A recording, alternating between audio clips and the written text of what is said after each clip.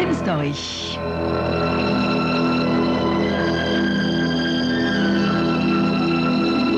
Crime Story, les rendez-vous d'Alfred Hitchcock, racontés par Serge Sauvion. Aujourd'hui, Bang, tu es morte, de Margaret E. Brown.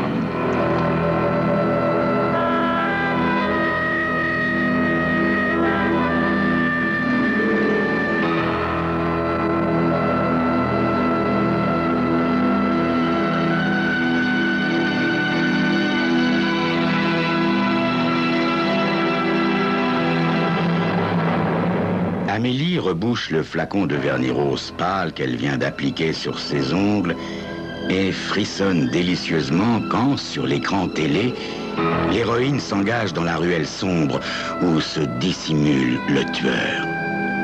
Oubliant le vernis frais, Amélie presse l'ongle de son pouce entre ses dents, souhaitant que la fille se retourne et parte en courant. Non, trop tard. Une forme bondit vers elle. La fille hurle. Des projecteurs s'allument, des coups de feu éclatent et le meurtrier s'affale sur le pavé.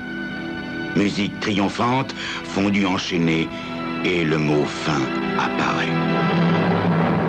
Amélie laisse échapper le souffle qu'elle retient, éteint le poste et se met à réparer son ongle. Dans le silence, tous les bruits familiers de la vieille maison se réveillent. L'horloge du grand-père, les craquements de la chaudière, celui des lames de parquet. Amélie tressaille. Le plancher ne craque jamais tout seul. Quelqu'un marche dans la maison. Mon Dieu, se dit-elle, la porte de la cuisine. Amélie se souvient que... Mais oui, en rapportant son assiette à la cuisine, elle a tout simplement oublié de fermer la porte à clé. Elle a l'impression de revivre le suspense du film, sauf qu'elle en est, elle, la malheureuse héroïne. Le plancher craque à nouveau. Amélie pense à tous ces crimes qui font les gros titres des journaux, ces vieilles dames assassinées. Amélie n'est pas vieille, mais plus toute jeune non plus. Une petite cinquantaine. Une certaine agilité, même pour son âge, mais si son agresseur est un jeune gaillard de 20 ou 30 ans, c'est sûr, elle ne fera pas le poids. Et le téléphone qui est à l'autre bout de la pièce. Amélie se redresse, les jambes tremblantes. Quand elle atteint le téléphone, la porte de la salle à manger s'ouvre brusquement et une voix retentit. « Touche à ça et tu es morte !» Pivotant pour voir l'agresseur, Amélie éclate d'un rire nerveux. Ah, si tu voyais ta tête, ma pauvre Amélie, dit l'autre. Une femme du même âge environ qu'Amélie. Oh, ma pauvre, je t'ai vraiment fait peur. Poursuit Clara, puisque c'est de Clara qu'il s'agit. Je suis désolé, mais vraiment, tu devrais faire plus attention et mieux fermer tes portes. Pense à cette vieille femme de notre âge qui s'est fait assassiner la semaine dernière dans son propre vestibule. Sans cesser son bavardage, Clara s'affaire dans la cuisine et revient avec un petit verre de sherry qu'elle tend à Amélie, livide et affalée dans le canapé vieillot du salon. Ma pauvre Amélie, je voulais juste te montrer que tu n'es pas assez prudente. Mais c'est la première fois que j'oublie de fermer cette porte depuis des mois, dit Amélie. Et il suffit d'une fois, ajoute Clara, fronçant les sourcils dans une expression si ressemblante au visage de son regretté Henri que le cœur de la pauvre Amélie en est tout retourné. Il y a 10 longues années déjà qu'Henri, le frère de Clara, est mort. Et de temps en temps, le visage de sa sœur lui rappelle douloureusement son défunt mari. Une belle histoire d'amour. Ils s'étaient rencontrés à la fleur de l'âge. En effet, Amélie, trop soumise à l'autorité de son père, avait passé toute sa jeunesse à éconduire ses amoureux. Et puis, Henri était arrivé dans sa vie quand Amélie avait perdu son père. Il l'avait aidé à régler la succession et ils ne s'étaient plus jamais quittés. Je prendrais bien un petit scotch. dit Clara. Et ces mots ramènent Amélie au présent, car il est rarissime que Clara boive de l'alcool. C'est assez d'un poivreau dans la famille. C'est comme ça que Clara justifie sa sobriété. Le poivreau, c'était Henri. Et c'est resté. Et elle ne pouvait pas s'empêcher à l'occasion de parler de son frère dans ces termes. Pourtant, Henri avait toujours été bon avec sa sœur. Tiens, quand Clara avait perdu son mari, la laissant sans le sou et au bord de la dépression nerveuse, c'est lui, Henri, qui l'avait fait soigner et qui lui avait proposé de venir vivre chez lui. Au cours des années, Clara a raconté tous les détails de cette histoire à Amélie et celle-ci avait toujours senti une sorte de gêne au sujet des infortunes de Clara. Mais Amélie n'avait jamais posé de questions. Henri avait tout fait pour que Clara et elle deviennent de bonnes amies. Mais sont-elles de bonnes amies? Amélie se pose la question en regardant Clara avaler son whisky avec une délectation qu'elle ne lui a jamais connue. Clara est tout ce qui lui reste d'Henri. Elle est la seule personne avec laquelle elle peut évoquer le passé sans avoir l'impression de radoter. Même si Clara ne manque jamais une occasion de se moquer d'elle, de sa crédulité, de sa naïveté. Tu es vraiment trop fleur bleue, ma chère. Est l'expression favorite de Clara qui juge vraiment facilement Amélie, la rabaissant souvent, trop souvent. Clara pose son verre et passe sa main potelée dans ses cheveux courts. Bon, eh bien maintenant, il faut que je rentre chez moi. Moi aussi, je vais aller m'enfermer à double tour. Amélie la raccompagne à la porte principale. Tu parles comme si les rues étaient pleines de voyous, Clara. Il n'y a pas autant de crimes que tu l'imagines. Oh, une fois suffit, dit l'autre, s'arrêtant sur le seuil. Et maintenant, ferme bien ta porte à clé, tu m'entends? Et ferme aussi la porte de derrière. Oh, Clara, ça suffit, dit Amélie, fatiguée du ton protecteur de l'autre. Tu envisages toujours le pire. Et pourtant, il ne t'arrive jamais rien.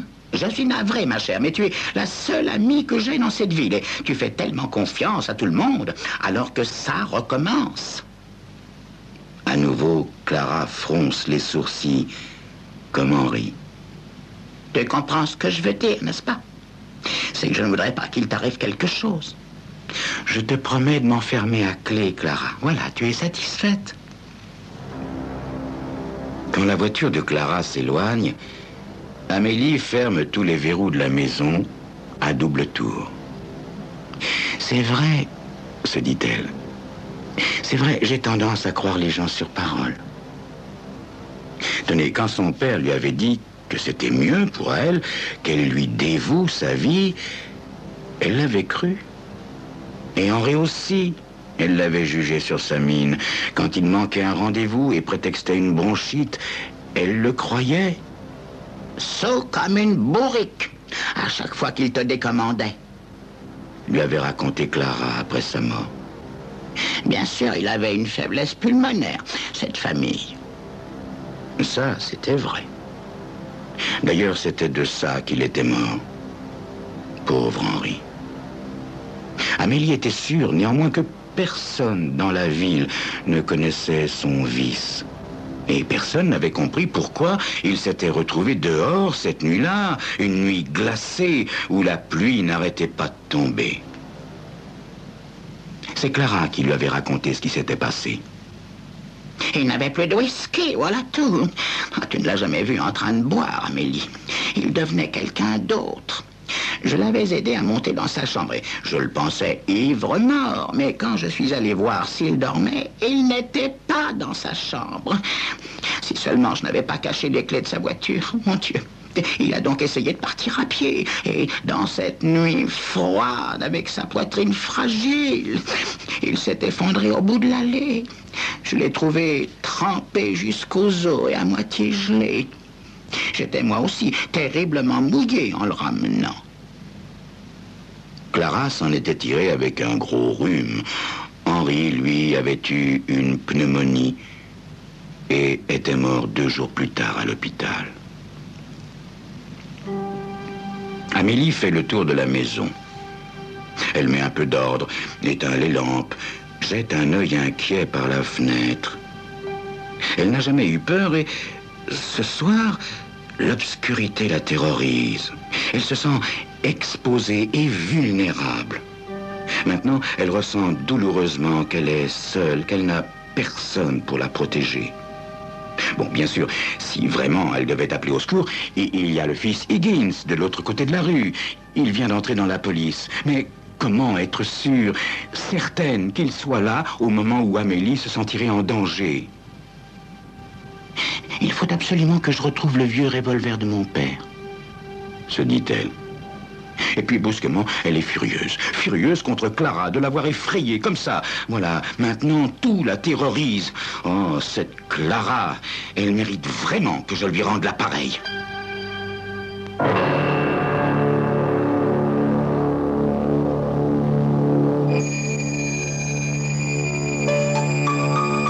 Quelle idée vient de germer dans l'imagination d'Amélie, qui ne pense plus qu'à se venger? Vous le saurez dans quelques instants.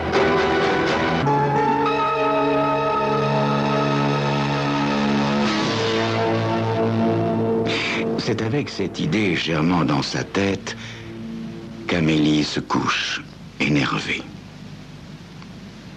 Le lendemain soir, Amélie se rend chez Clara et elle se cache dans les buissons sous la fenêtre. Amélie a essayé d'entrer par toutes les portes, mais en vain. Elles sont toutes fermées. Par une fente, entre les doubles rideaux, elle aperçoit Clara paisiblement installée dans un fauteuil, feuilletant un magazine, un verre de thé glacé posé sur la table basse à portée de sa main. Ce tableau apaisant irrite Amélie au plus haut point. Sa façon bourgeoise aussi de boire son verre tout en feuilletant son magazine. Elle est venue pour lui faire peur. Mais elle ne sait pas comment. Avec ses portes fermées, il y a bien la fenêtre. Mais Amélie n'a plus 18 ans pour jouer les acrobates. Et si je frappais tout simplement, se dit-elle. Non, c'est stupide. Elle n'aura pas peur. Soudain, Amélie se souvient des plaintes amères de Clara à propos d'un chien du quartier qui s'entête à venir renverser ses poubelles. D'ailleurs, Clara garde à portée de main une provision de cailloux qu'elle lui jette dessus. C'est ça, l'idée qui vient de germer dans la tête d'Amélie. Elle trouve un râteau à long manche et, tapie dans les hauts buissons, elle donne un coup sur une poubelle avec le râteau. La poubelle se renverse sur le sol avec un formidable bruit. Presque aussitôt, une lumière apparaît autour de la porte. Amélie est complètement recroquevillée dans sa cachette quand Clara jette un œil par la fenêtre. Avec le manche du râteau, Amélie pousse une boîte de conserve et l'envoie rouler sur le ciment. Clara ouvre brusquement la porte et descend les marches du perron, menaçante. « Tu vas filer, sale bête !» Et elle passe devant Amélie, une poignée de cailloux dans la main. Elle les jette en direction du bruit. Amélie sort de sa cachette. Clara surgit dans la lumière. « Coucou !» fait Amélie, triomphante. « Dis donc, Clara, on dirait que tu t'es fait avoir. » Et elle éclate de rire en voyant l'expression terrorisée sur le visage de Clara. « Finalement, ma chère Clara, ça ne sert à rien de fermer les portes. Si n'importe quoi, n'importe qui peut te faire sortir de chez toi aussi facilement. » Clara la regarde, d'abord stupéfaite, ensuite furieuse. « Tu ne vas pas te fâcher, n'est-ce pas, Clara ?» demande Amélie. « Après tout, chacune son tour, n'est-ce pas? C'est toi qui as commencé. » Elle lui tend la main, mais Clara recule. Fiche le camp, laisse-moi tranquille. Qu'est-ce qui t'a pris, hein? Venir chez moi, renverser mes poubelles. T'es complètement idiote. Venir m'espionner. Je ne suis pas venu t'espionner, proteste Amélie. Je suis venu te faire une petite visite. Incognito, c'est tout. Comme toi.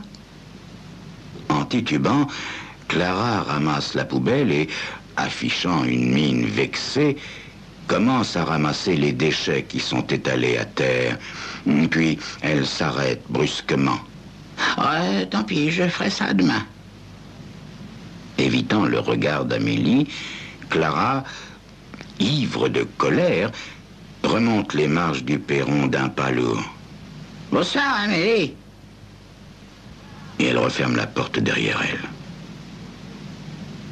Honteuse comme une enfant qui a fait une grosse bêtise, Amélie part en courant vers sa voiture. Mais dans l'obscurité, elle ne voit pas la boîte de conserve qu'elle a fait rouler. Elle glisse dessus, tombe lourdement.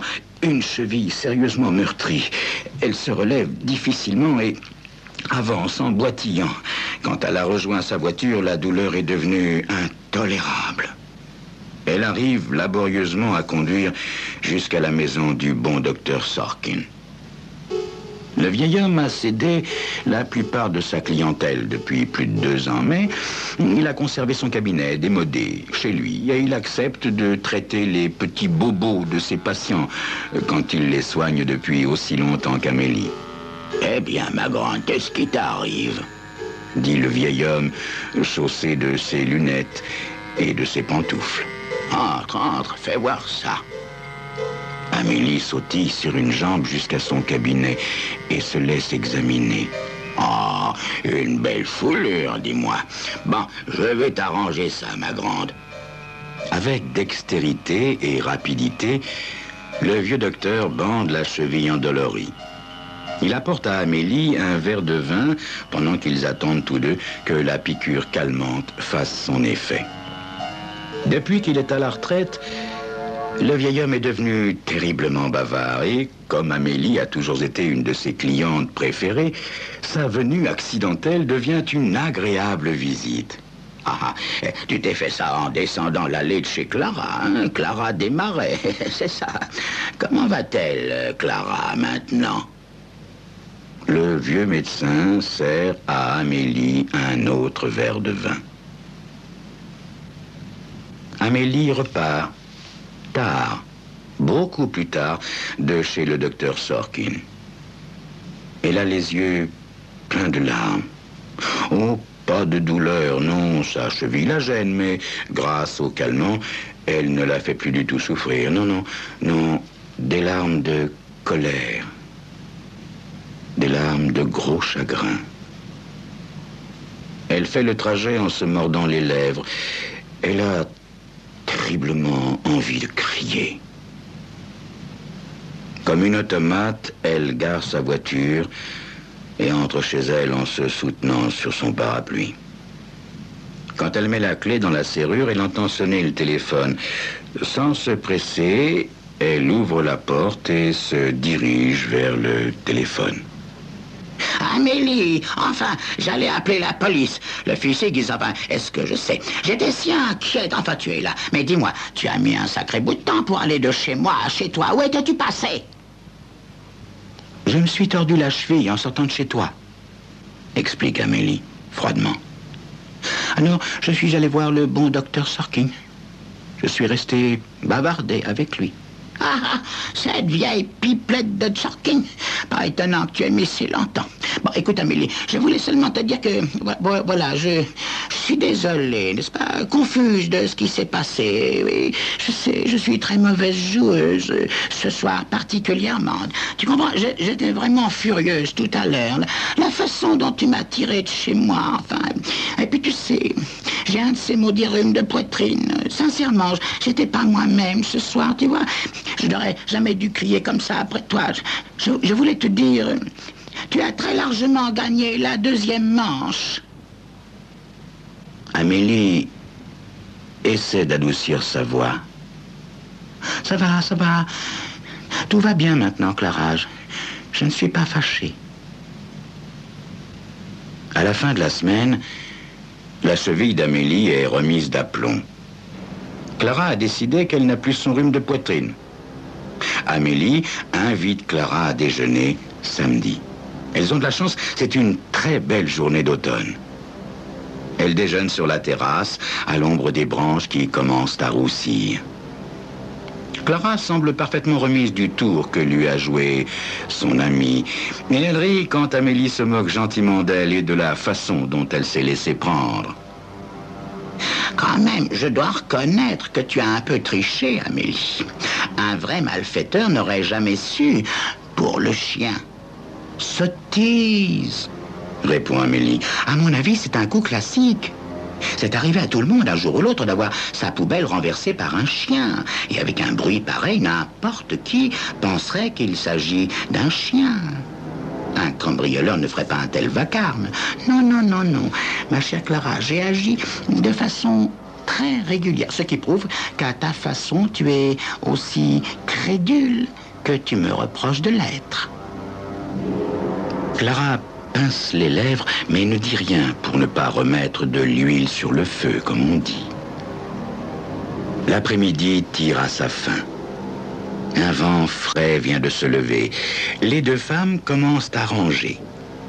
Amélie rapporte la table roulante et Clara propose « Je vais te ranger les fauteuils dans la cave. »« Oh, merci, Clara, » dit Amélie. « Et sois gentille, quand tu auras fini, veux-tu bien fermer la porte à clé ?»« Bien sûr, » dit Clara en descendant les fauteuils à la cave. Dès que Clara est partie, Amélie va voir la porte de la cave. Comme elle s'y attend, celle-ci n'est pas fermée à clé. Comme d'habitude, se dit-elle, Clara s'est moquée de ma confiance. Mais attends, ma vieille, je te prépare une surprise. Une de ces surprises. Amélie attend que la nuit soit complètement tombée pour allumer toutes les lumières du rez-de-chaussée et soigneusement tirer les doubles rideaux de toutes les pièces. Elle laisse la radio marcher doucement et monte au premier étage. Elle se dirige vers une des chambres les plus retirées, derrière une des fenêtres donnant à l'arrière, et reste là, immobile, dans l'obscurité. Sa patience n'est pas récompensée avant 22 heures. Elle a eu tout le temps de revivre et de revivre encore la conversation qu'elle a eue avec ce bon vieux docteur Sorkin. Comment va Clara maintenant? Est-ce qu'elle y va plus doucement avec le scotch? Toutes ces zones d'ombre qu'Amélie avait ressenties pendant toutes ces années étaient soudain sous la lumière. Une clarté impitoyable. Elle n'avait même pas eu besoin de poser de questions. Le vieux médecin racontait. Un vrai saint, votre Henri. La recueillir comme ça, après que son mari, fatigué de ses crises d'éthylisme, l'ait jetée dehors. Et puis tout l'argent qu'Henri a dépensé pour la faire désintoxiquer. Ah, mon Dieu, c'est bien triste, la façon dont il a attrapé cette pneumonie en allant la chercher sous la pluie. Mais est-ce que la mort d'Henri l'a assez secoué pour que maintenant, Clara reste au moins chez elle pour boire? Amélie a à peine entendu. Elle se souvient du thé glacé dans la main de Clara et comment elle avait réagi à sa farce. Peut-être que la poubelle était pleine de bouteilles d'alcool. C'est ce qui l'avait mise dans une telle colère. Amélie attend. Elle voit la silhouette massive de Clara disparaître par l'escalier de la cave. Se déplaçant sans bruit, Amélie sort de la chambre et descend l'escalier. Pourquoi Clara a-t-elle toujours pris un malin plaisir à la rabaisser, à la ridiculiser, alors que depuis tant d'années, c'est elle qui lui ment, et de la façon la plus odieuse qui soit? Non seulement Clara était la cause de la mort de la seule personne qu'Amélie ait jamais aimée, mais elle avait gâché son souvenir en lui faisant croire qu'Henri n'était qu'un alcoolique, un être superficiel et gâté. C'est avec le plus grand calme qu'Amélie ouvre la porte de la cave. Clara cligne des yeux quand surgit la lumière. Elle se retourne vivement et un doigt pointé vers Amélie. « Bang, tu es morte, Amélie. » Non, Clara, c'est toi qui es morte, dit Amélie en pointant le revolver de son père sur Clara et en appuyant par 3 fois sur la détente. C'était Crime Story, les rendez-vous d'Alfred Hitchcock, racontés par Serge Sauvion. Aujourd'hui, Bang, tu es morte, de Margaret Brown.